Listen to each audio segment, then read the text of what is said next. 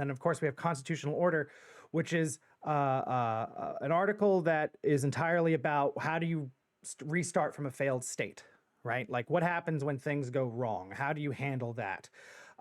There's a lot in the legislature when it deals with, and governments when it deals with emergency powers, but the constitutional order acts as an anti-dictator shortstop for those kinds of situations.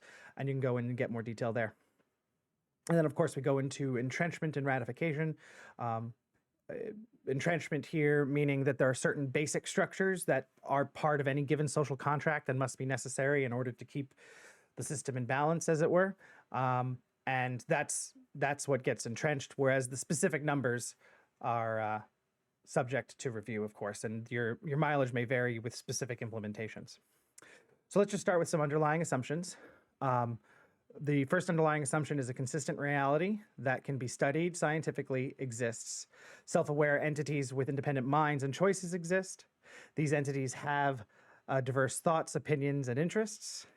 And conflicts arising from these differences can range from mild disagreements to large-scale violence. These are things that happen. We know these are things that happen. So we take a pragmatic approach. There is numerical flexibility, as I stated earlier. Numbers in the constitutional text are specific but arbitrary.